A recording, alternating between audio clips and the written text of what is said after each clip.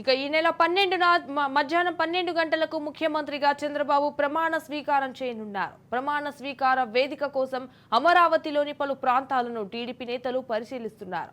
ఇప్పటికే రాయపూడిలో ప్రమాణ స్వీకార ఏర్పాట్ల కోసం 50 లారీల్లో సామాగ్రి సిద్ధం చేశారు.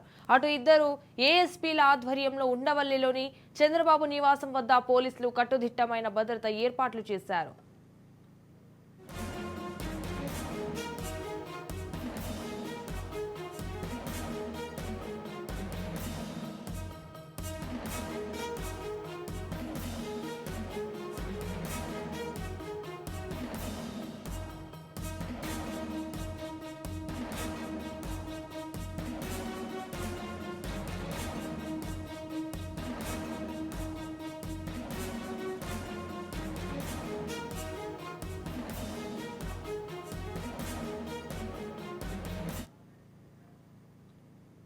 ఇక ఈ నెల 12న మధ్యాహ్నం 12 గంటలకు ముఖ్యమంత్రిగా చంద్రబాబు ప్రమాణ స్వీకారం చేయనున్నారు. అయితే ప్రమాణ స్వీకార వేదిక కోసం అమరావతిలోని పలు ప్రాంతాలను టీడీపీ నేతలు పరిశీలిస్తున్నారు. ఇప్పటికే రాయపూడిలో ప్రమాణ స్వీకార ఏర్పాట్ల కోసం 50 లారీల్లో సామాగ్రి సిద్ధం చేశారు. అటు ఇద్దరు ఏఎస్పీల ఆధ్వర్యంలో ఉండవల్లిలోని చంద్రబాబు నివాసం వద్ద పోలీసులు కట్టుదిట్టమైన భద్రత ఏర్పాట్లు చేశారు. రైట్, ఇదే అంశంపై మరింత సమాచారం మా ప్రతినిధి శ్రీనివాస్ ఫోన్ ద్వారా అందిస్తారు. శ్రీనివాస్, చెప్పండి.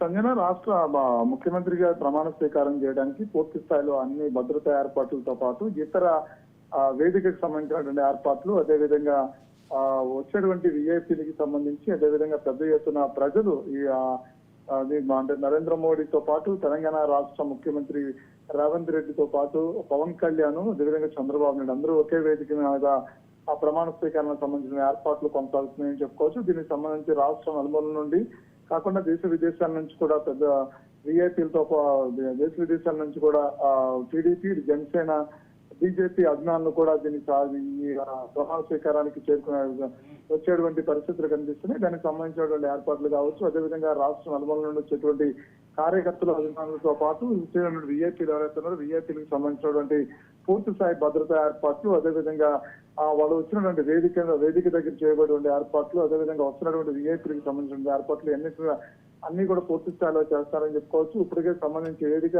ఎలా అలంకరించాలనే దాని మీద దానికి సంబంధించినటువంటి పెద్ద ఎత్తున సామాగ్రిని కూడా ఇప్పటికే రాజధాని ప్రాంతానికి చేరుకున్నాయని కూడా చెప్పుకోవచ్చు. గత 2 రోజుల నుంచి కూడా ఏర్పాట్లకు సంబంధించి పెద్ద ఎత్తున టీడీపీ శ్రేణులందరూ కూడా ఏర్పాట్ల విషయంలో తలమొని కూడా చెప్పుకోవచ్చు. అంతేకాకుండా రాష్ట్రంలో రెండోసారి అధికారంలోకి వస్తున్నటువంటి చంద్రబాబు నాయుడు అధికారంలో వస్తున్నటువంటి ఒక నేపథ్యం అయితే కనుక కూటమిలో భాగంగా ప్రధాని కూడా మరొకసారి చంద్రబాబు నాయుడు ప్రమాణ స్వీకారానికి హాజరవుతున్నారనేది కూడా పోలీసు అధిక బందోబస్తు ఏర్పాటు చేయడం జరిగేది. బందోబస్తు ఏర్పాటు చేస్తున్నటువంటి పరిస్థితి నేపథ్యం చూస్తున్నాము. అయితే దీన్ని ప్రధానంగా మనం చూసినట్లయితే కనుక రాజధాని నిర్మాణానికి సంబంధించినటువంటి ఆ అంశాన్ని ప్రధానంగా ప్రెస్టీజియస్ గా తీసుకున్నటువంటి ప్రభుత్వం టీడీపీ అధికారంలోకి వస్తే కనుక రాజధాని నిర్మాణం ప్రెస్టీజియస్ గా తీసుకుంటానికి ముందుగానే చెప్పడం జరిగింది. అంతేకాకుండా రాజధాని నిర్మాణానికి బీజేపీ మొదటి నుంచి కూడా తమ మద్దతు ఇస్తున్నటువంటి పరిస్థితి ఉంది. అంతేగా అంటే 2019 నుంచి 24 వరకు కూడా రాజధానికి సంబంధించి అమరావతి రాజధాని అనే దాని మీద బీజేపీ కట్టుబడి ఉందని చెప్పని కూడా బీజేపీ నేతలు చాలా వరకు కూడా ఈ అంశాన్ని ప్రస్తావించడం జరిగింది. ఎన్నికల సందర్భంలో కూడా రాజధాని ఇక్కడే ఉంటుంది, నిర్మాణాలు కూడా ఇక్కడే కొనసాగుతాయని చెప్పని బీజేపీ నుంచి ఆహ్వానించినటువంటి పరిస్థితుల్లో మరొకసారి ఎన్డీఏ అధికారంలో రావడం, కేంద్రంలో అధికారంలో రావడం కూడా రాజధాని నిర్మాణం త్వరగతినే పూర్తవుతుందని ఆంధ్రప్రదేశ్ ప్రజలు ఆశాభావాన్ని వ్యక్తపరుస్తున్న నేపథ్యంలో మరొకసారి ఎక్కడైతే రాజధాని నిర్మాణానికి సంబంధించి భూమి పూజ జరిగిందో అక్కడే ఈ ప్రమాణ స్వీకారానికి సంబంధించినటువంటి ప్రమాణ స్వీకారం కూడా అక్కడే ఉంటుందని ఇప్పటికే కొంతవరకు సమాచారం ఉంది. అయితే అక్కడే కనుక ప్రమాణ స్వీకారం చేస్తే కనుక రాజధానికి సంబంధించినటువంటి ఒక క్లారిటీని కూడా త్వరగానే ఇచ్చేటువంటి పరిస్థితి ఉంది. అంటే గతంలో చెప్పిన మాదిరిగానే